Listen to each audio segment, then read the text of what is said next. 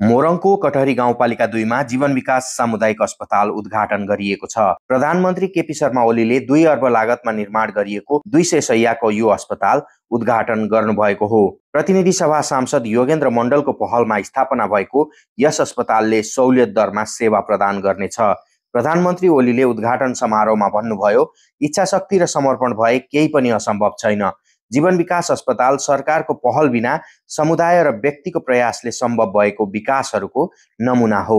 उहाँले जनप्रतिनिधि विकास प्रेमी र भिजनरी हुनुपर्ने भन्दै सांसद मण्डललाई उदाहरणीय नेताको संज्ञा दिनुभयो। 200 बेडको अस्पताल सञ्चालनमा आएको यो अस्पतालले नाफा वितरण नगरी सहुलियत दरमा सर्वसाधारणलाई सेवा दिनेछ।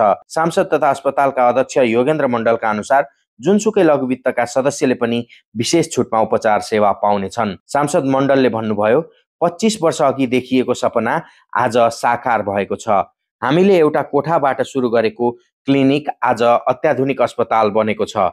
यो कुनै निजी व्यापार होइन, जनताको सेवा र स्वास्थ्य अधिकार सुनिश्चित गर्ने हाम्रो प्रयास हो। कार्यक्रममा जीवन विकास लघुवित्त संस्थाका प्रमुख कार्यकारी अधिकृत सञ्जय कुमार मण्डलले संस्थाको नाफा अस्पतालका रूपमा जनतालाई नै फिर्ता गरिएको जानकारी दिनुभयो। जीवन विकास समाजले शिक्षा, स्वास्थ्य, रोजगारी, कृषि र लघुवित्त सेवा एकसाथ अघि बढाएको छ। कार्यक्रममा विभिन्न सङ्घ संस्थाका प्रतिनिधि, राजनैतिक दलका नेता र समाजका बुद्धिजीवी लगायतको उपस्थिति रहेको थियो। स्वास्थ्य पहुँचलाई सरल, सस्तो र सर्वसुलभ बनाउने सपना बोकेको जीवन विकास सामुदायिक अस्पतालले देशभरिका सामुदायिक संस्थाहरूलाई प्रेरणा दिने अपेक्षा गरिएको छ।